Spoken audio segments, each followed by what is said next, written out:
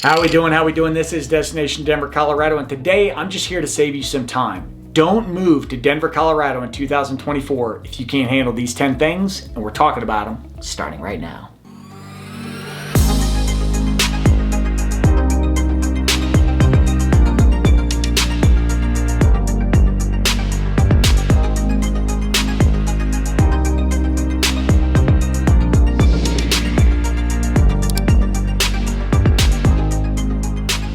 All right, this is Destination Denver, Colorado. I'm your host, Jimmy Everson. Listener, if you're interested in learning all the ins and outs, pros and cons, moving to or around the Denver metro area, then this is a channel for you. So that subscribe and notification icon you see on your screen, make sure you click on that as I'm dropping new videos for you each and every week.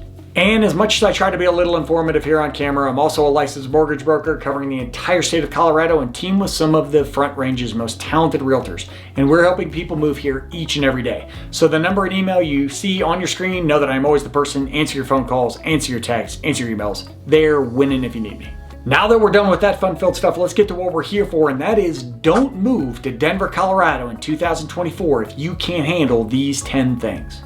All right, so first and foremost, let's get the elephant in the room identified. I am a mortgage lender living in Denver, Colorado. It is certainly in my best interest that people want to move to Denver, or Colorado for that matter, and buy homes. Spoiler alert, that's what I would love for people to want to do.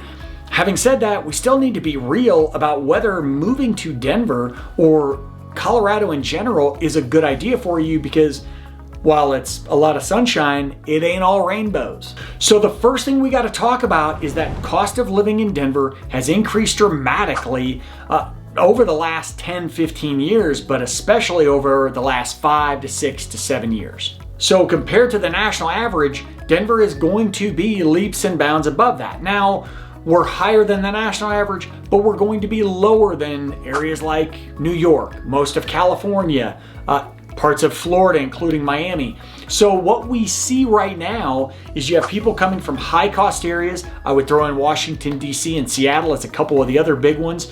They're coming here for affordability. And meanwhile, a lot of people in Denver are moving elsewhere to gain affordability.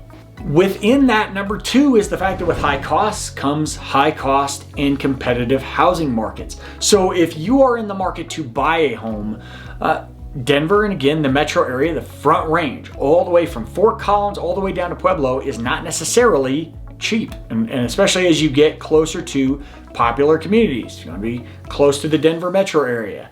You want to be in the heart of something. You want to get up to communities like Boulder. Your price points are going to increase. And again, I say the same thing. If you're moving from high cost areas of the nation, we have people moving here because they see, oh, I can get that house in the Denver metro for what I would pay in a Los Angeles, a San Francisco, a Miami, a Seattle. Okay, I'm coming. For other people, you're really going to want to pay close attention to that. Now, for renters, while I admit I'm not much of a resource for renters, we don't really have a property manager or someone to go through. It's all individual rentals that you will find. Rent prices. I do still have a lot of conversations with people who are looking to rent. And I think getting your mind wrapped around what you're paying for rent where you are compared to what you may pay here. I have a lot of conversations with people who are living in a really cool area, back home per se, and they're paying $1,200, $1,300 a month, and when they come out here, they're going to be paying $18,000, $19,000, $2,000 a month. Being prepared for those types of shifts. I'm not saying you can't find a place for less. I'm saying the more desirable the community you're going to want to live in, whether you are buying or renting, Denver, that Front Range, it's going to cost you.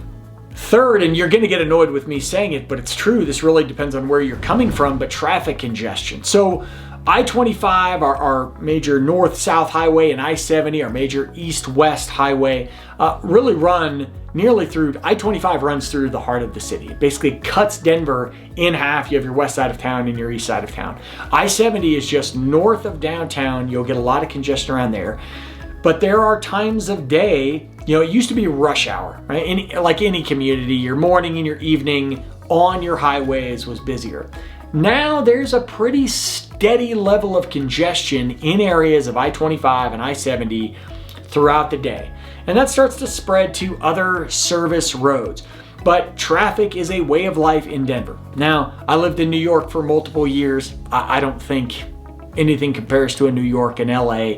So I think as people move here and they take a look, sometimes the traffic doesn't bother them, they don't care. But if you're used to kind of, quick commutes and smooth traffic and just a handful of cars on the road, Denver's gonna drive you crazy. And tying into that, number 4 is the fact that you are going to need, odds are, to depend on a car. Denver, and really any community in the Front Range, is not necessarily super friendly for, public transportation is an option. We have light rails in certain areas. We have the RTD, bus systems. We have Uber. But in most areas, if you want to be able to do all the things you want to do, you're going to need to have a car. The vast majority of people I know or either have a car, at least one in the family, or they struggle to truly enjoy themselves the way that they hope they could. Number 5, and we talk about it, but I don't think people really understand the variable weather that we deal with here in Denver. Now, I think overall Denver has incredible weather. I really do. Sure, in the summer, it gets in the high 90s, low 100s, but it's dry. So as hot as it can get, I don't feel it's brutal. I don't think most people here think so either. Same thing with winter. We get some snowstorms, and yeah, there's a few days or handful of days every year where we get dumped with snow, and there's a day where you just kind of chill inside because it's pretty nasty out. But outside of that, what you're really going to deal with Denver is the fluctuation of days where, and odds are it's cold getting warmer, but days where you leave all bundled up and by the middle of the afternoon you want some shorts on. People who are not used to big weather changes, they can struggle in Denver for a while. My wife's family is Venezuelan. Bringing them here and having them experience winter for the first time was freaking awesome. But just something to be aware of. I would add to that the adjustment for altitude. Now, I think that's a short-term thing. I don't think you're not going to be in Colorado for multiple years dealing with the altitude. For most people, it's going to be a handful of days. You're going to go on a hike. You're going to feel like you're out of breath, even though you're not working that hard. It's going to take some time to assimilate. Make sure you're drinking more water. Make sure you're taking your time. If you do have any type of health ailment related to altitude, I would pay attention to that, certainly as you get into the mountains. And for those of you who enjoy, a few adult beverages, I respect it. The higher in altitude you get, the quicker that's gonna hit you, so be cautious. Tied into the amazement of our outdoor weather, which I think we have, is outdoor crowds. So the more popular Colorado gets, the more people that move here and the more people that visit here, the more your outdoor crowds are going to get. And you're going to see that. You're gonna see that when you go on hikes. You're gonna see it when you go camping, getting up to the mountains. You're going to, local ski resorts. You're going to see it when you buy tickets for concerts, when you go to different events. You're going to see it at restaurants. Restaurants have nothing to do with outdoor activities, so ignore the fact that I just said restaurants. Maybe it's a patio restaurant, so we're still outdoors. But the case being that as Colorado grows, a lot of the amenities we enjoy. Used to be you go on a hike, you might run into a few people on the trail. Now you tend to see quite a few people on the trail. So you may need to look for kind of the more off the beaten track hikes if you like that privacy. Otherwise, be prepared to see more people as you're enjoying these outdoor activities. And if we talk about local parks, Wash Park, Sloan's Lake, things like that in Denver City Park, if it's a sunny day out, those parks are going to be packed. Number 7, and this has been a problem for a while, there's no doubt about it, and that is rising crime rates. Denver has struggled. Property crimes, car theft, car break-ins, things of that nature. Violent crime in some areas has been on the rise, and that is an ongoing. I believe, and based, I work with 2 police officers who keep me in the know, off its peak, but certainly higher than it had been in recent years. Now, so I'm raising a family here. I feel very safe in my community. I feel very safe in the various communities that I speak on, but I'll always tell people, if you're thinking about moving to Denver, you absolutely need to do your due diligence. Not just online research, you need to talk to people. Feel free to call me if you have any questions about different areas, different neighborhoods. Happy to give you my perspective for what it's worth. I'll tell you when I know and when I don't know, but that is an ongoing problem in Colorado. And you can't talk about crime rate. I'm not blaming the homeless community on this, but there's also, you're going to hear about the increase in homeless here in Denver. And that is spreading to some extent. You're seeing it in neighborhoods that are still, close enough to Denver. And in fact, to some extent, we've seen it spread into certain parts of Lakewood. So I'm not hiding from that fact. It is an ongoing challenge for the Denver metro area and something that they've got to get a hold on. Number 8, and this is really one that I've had enough people, I've helped a lot of people move here from out of state. You might be the next one. But as they get here, I've heard that, some people, really do a good job of meeting folks, getting involved. But others, the talk is that there's a lot of social isolation. That while Denver has become a bit of a melting pot, it can be cliquey and it can be tricky to find groups to do things with. Now, I could suggest meetup groups and meet new people, all of those things, but to some extent, meeting people in Denver can be challenging. I also think because there's a ton of remote work, there's a ton of, Denver has become kind of a hustle city where people are really motivated, they're trying to build their careers.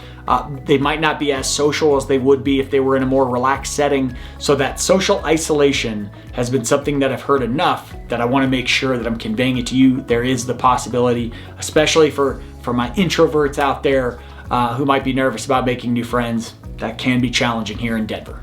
And a few more, I talked about outdoor crowds, tourist crowds. Tourist traffic is a big element. There's a lot of people who come and visit Denver. Now, I think if you're in any type of popular metropolitan area, you're going to deal with that to an extent. So certainly to keep an eye on traffic. As far as tourist traffic is a big one here. Sporting events, concerts, outdoor, Red Rocks, things of that nature. People coming out here for the legalization of marijuana has always been one that people bring up. I think that's died down to a bit because there's so many states that it is now legal in. When it was just us in Washington, there was a ton of traffic coming here specifically for that. And a big one that friends have talked to me about is the cultural homogenization of Denver. And being that, as we get so many new people moving here. And listen, I think this is a bit of natives of Colorado love being natives of Colorado. It is truly important to them. They talk about it a lot. They're bumper stickers. And listen, I take pride in being from Colorado. I don't think it's the end all be all, but that's just me. But as it becomes more of a melting pot, we talk about does Colorado, does Denver, does growing up in Denver, the history of Denver, the culture of Denver, does that kind of get, brushed aside? I think to some extent it does. The history, the charm, the culture. To me, I'm a fan of melting pots. I enjoy different people adding different elements. This is one that I've heard, again, same as the social isolation. My mouth is just not working at this point in the video, trying to use too many big words, sound like I'm smart. That's not true. But that's something I've heard and something you might be aware of as you get here. And last I would mention is the economic volatility. So Denver has relied on several industries over the last handful of years. Used to be kind of oil and gas was our big, money-making industry. Not so much now. Now we have healthcare, education, finance, oil and gas, tech, aerospace. There's a lot of different industries. The one thing with economic volatility, though, is that we're seeing that people are really aiming, certainly it's a higher cost area, so they're aiming for higher cost jobs. Those can be pretty competitive. And there seems to be like this gap between your lower paying jobs, your high paying jobs, and we need more of that. So that economic volatility, there can be some elements of that. Overall, Denver, as I mentioned, it relies on a lot of different businesses. So we're not going to be, brought to our knees based on one or a couple, having some frustrations. But overall, keeping an eye on that, and certainly knowing that if you're aiming for higher paying jobs, those are more competitive, as again, I would imagine they would be in any of your more popular communities to live in. So maybe you're on to me from the very beginning of this video where I said, again, it's my job to help people move to Denver, Colorado. And even though those are some pretty good reasons to consider maybe not moving here, you might want to look at it. Having said that, that's the perfect opportunity for you to call me and tell me all the ways I was right or wrong. And that number and email on the screen, know that I'm always the person. Answer your phone calls, answer your texts, answer your emails there when and if you need me. This is Destination Denver, Colorado. I'm your host, Jimmy Everetts. That was Don't Move to Denver, Colorado in 2024 if you can't handle these 10 things. Until I see you next time, peace.